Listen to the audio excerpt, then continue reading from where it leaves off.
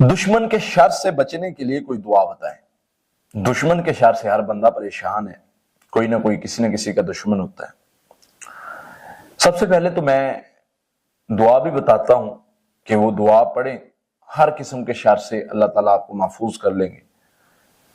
کچھ چیزیں ہیں جو اپنے اندر پیدا کریں۔ نمبر 1، کردار۔ دشمن سے اگر آپ کا واسطہ پڑا ہے تو بھائی آپ اپنے اندر وہ چیزیں پیدا کریں کہ دشمن کے شر سے آپ محفوظ رہیں۔ وہ کیسے؟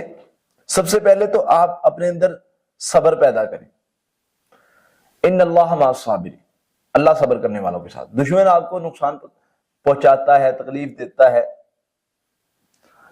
اللہ فرماتے ہیں کہ تم نے صبر کرنا ہے، تم نے جواب نہیں دینا۔ جب نبی صلی اللہ علیہ وسلم بندہ جواب نہیں دیتا، خاموش رہتا ہے، تو اللہ کی طرف سے فرشتے اس کو جواب دیتے۔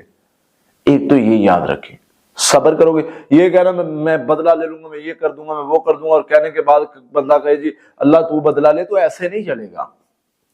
خود بڑکے بھی مار دی ہیں اور رولا بھی ڈال دیا میں یہ کر دوں گا، اور بعد میں کہہ رہے ہو کہ اللہ بدلہ لے۔ اللہ تب بدلہ لے گا جب تم صبر کرو گے۔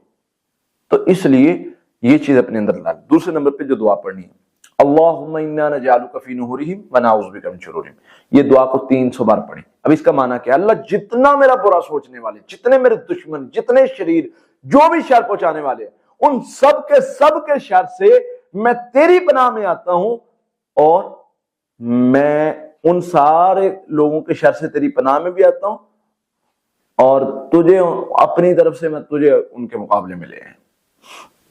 تو گویا جب انسان یہ پڑھتا ہے تو اللہ کی پناہ میں بھی چلا جاتا ہے ان لوگوں سے، اور ہر قسم کے شر سے محفوظ بھی ہو جاتا ہے۔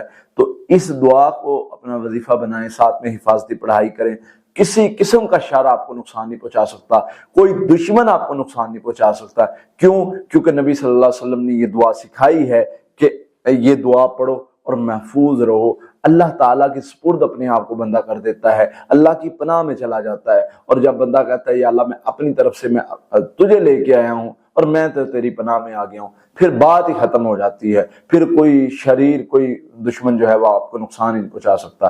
اللہ سے دعا ہے اللہ تعالیٰ ہمیں ہر قسم کے شر سے محفوظ فرمائے۔